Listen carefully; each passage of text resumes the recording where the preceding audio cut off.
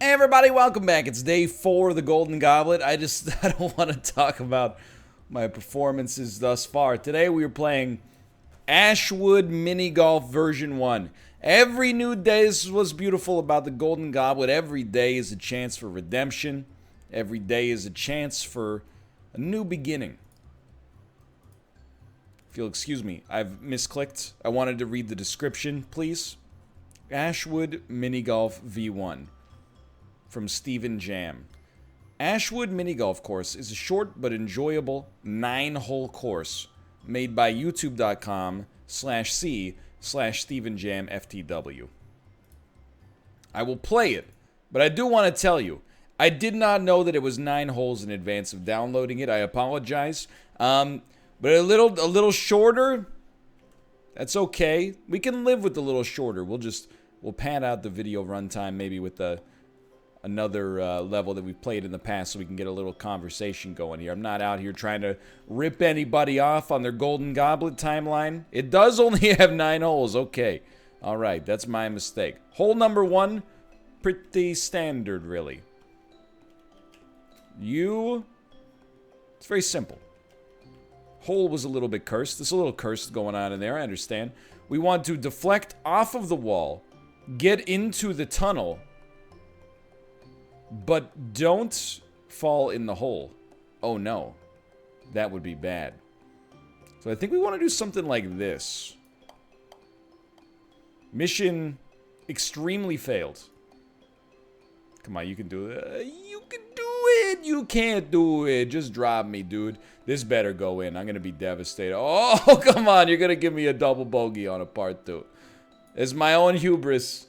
My own hubris has done it to me again. Okay. Okay.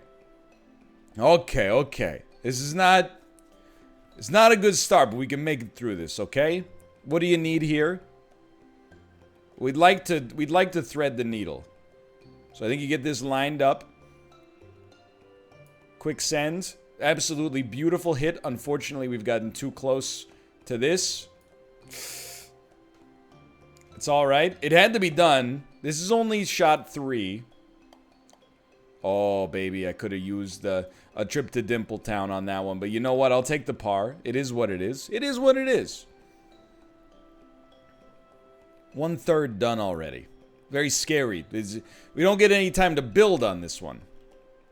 We got a little luge course here. A little Pierre Luders. Honestly, here's what I'm thinking. Whip me around like this. And honestly, if we can just thread the needle, it don't have to be perfect. We do need to make it over the bumps. The lovely lady lumps. That's one way to try to do it. Honestly, it's kind of a scary putt here. You want to aim slightly to the left based on the downhill roll, I think. Apparently not. Or we didn't aim enough to the left. It's okay. It just means, you know, if anybody has a complete capitulation, that's going to put them in a bad spot on this one. So if we can hold together and have a decent performance, I think we're in the running at least. I think we're in the running. This is a par 3. It's spicy. It's spicy. What I would be thinking is you want to get an extra play here. I mean, there's 2 ways you could do it. I think we're going to try to do it this way. We're going to try to get a little ricochet that puts us back into birdie position. Okay. I'm embarrassingly proud of the fact that we were in birdie position there. We're slowly getting it back, you know? We can use this as a little... It's a sprint, but hey, people like watching a sprint. With only 9 holes, we're going to be done in like 5 minutes. Good lord. Okay. Where are we going? On a par 5? I mean, you'd like to get into that hole... if possible. Full stop. You'd just like to get into the hole. So give me a deflection here. Oh, you son of a gun. I didn't realize you had the bumpers on the bowling lane.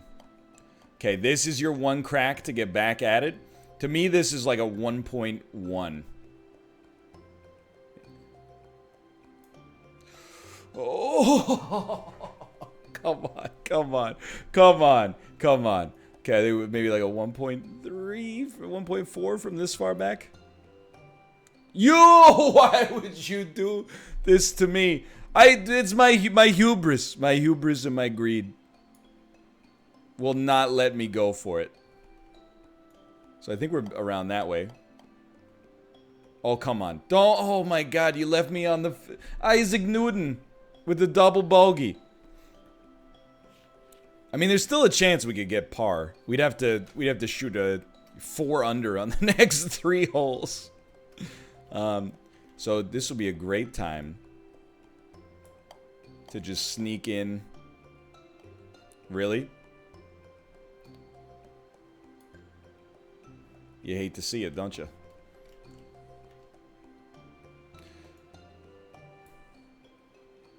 We weren't getting it in there anyway. I think you just got to accept the bogey. That's all right. You just got to get a 5 under on the next 2 holes. That should be no problem. We could just shoot a par and then a 0. That would work just fine. Okay, we're gonna take it off the wall. I mean, really, there is a case here.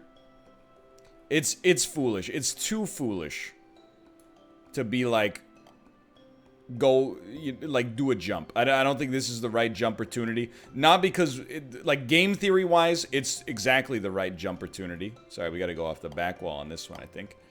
Gameplay wise, it's exactly the right jump opportunity to jump.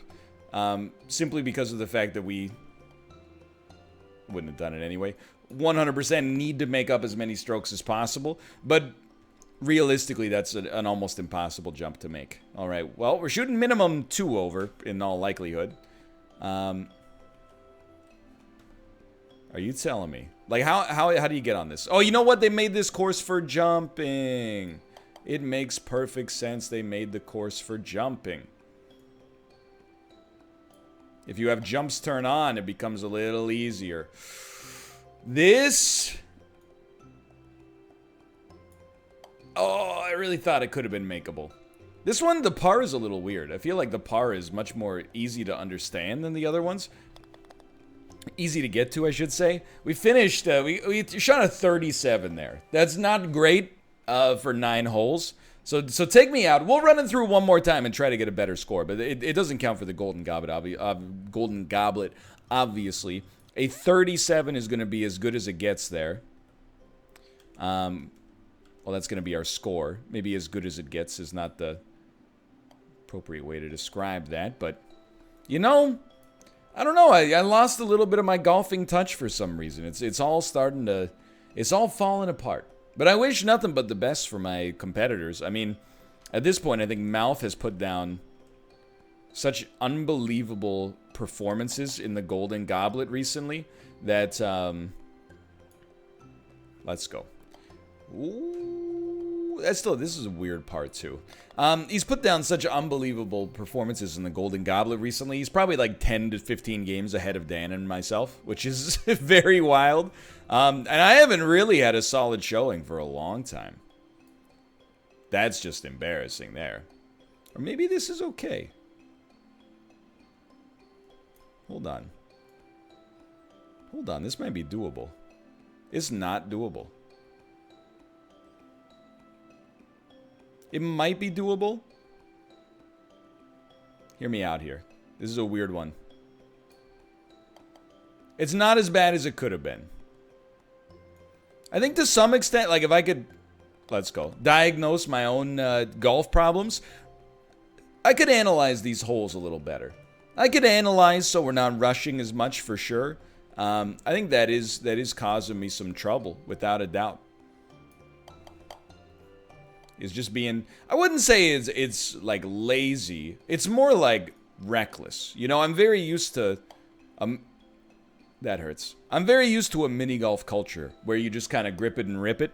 And a lot of these custom design holes are a little bit more tactical. A little bit more, oh, cool. Okay.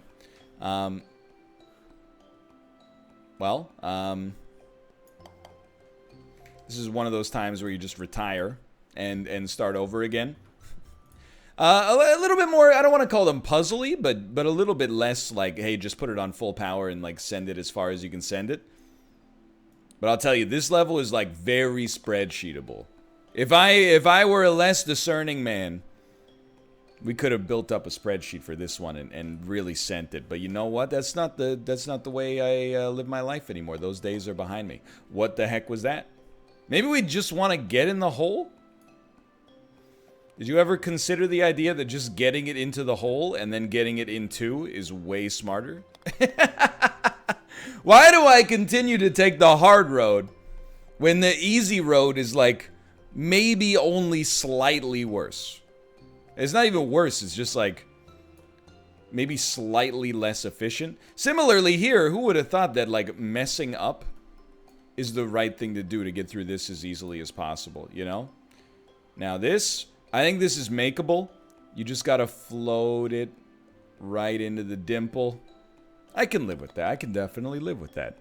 But yeah, I mean, in terms of the Golden Goblet, first thing, I'll say thank you for the support in the Golden Goblets. You know, on Shaun of the Dead, the guy keeps farting, and then Shaun says, stop it. And then the guy goes, I'll stop doing it when you stop laughing. That's kind of like what we got in the Golden Goblet here. I'll stop doing it when you stop laughing, but also when you stop liking. As long as you like, in spite of my own suboptimal performance, we'll be around. I appreciate it a great deal. Even though I haven't brought the house down with my performances recently, I'm trying. I'm legitimately, you know, trying to do as best as possible. It's just unfortunately, we're in a bit of a run. I don't think that's going to make it, dude. Oh, barely. We're in a bit of a run of bad form, to be honest. I mean, Warzone we did for 2 weeks, and, you know, MALF is just better than me at Warzone, to be honest. In terms of shooting skills, I mean, I still think he's better than me in terms of just shooting skills to begin with.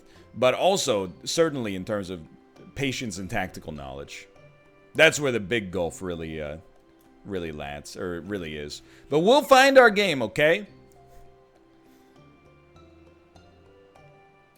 To even the playing field, we may have to do another week of Slay the Spire. I'd take it.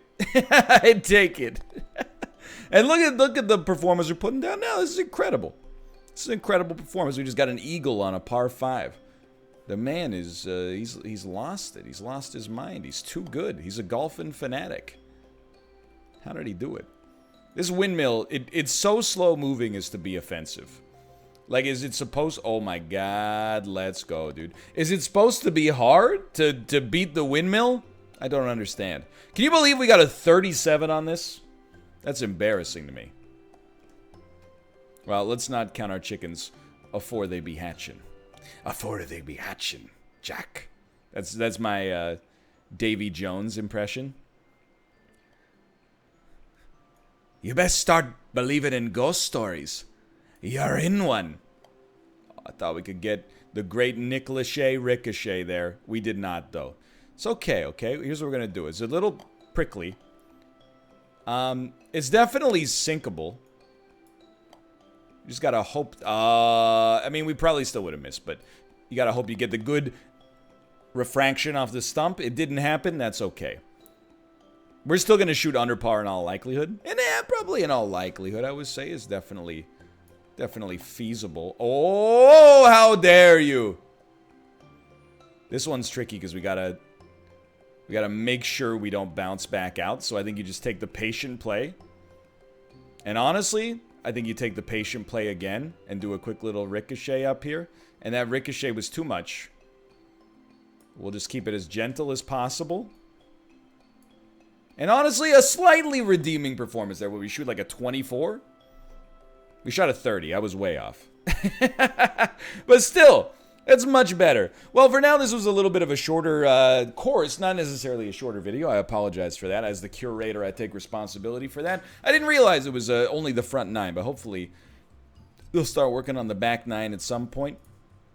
There's a weird psychology to YouTuber burps. I held in a burp for like the whole episode. As soon as I finish, my body's like, now's the chance. Now's your time. Anyway, if you watched all 14 minutes and 41 seconds up to this point, I'm going to assume you enjoyed the episode. If you did, click the like button. It's the single best way to spread my content into the YouTube algorithm and germinate it throughout the digital world. I appreciate it a great deal. So if you liked the episode, please click it. Apart from that, subscribe. I'll be reading your comments. And of course, go check out Dan and MALF's perspectives as well. Link to the video description below. GoldenGoblet.net to be notified of how things are going in the Golden Goblet this week. Probably not so good so far, but either way, thanks for watching. I'll see you tomorrow. See ya.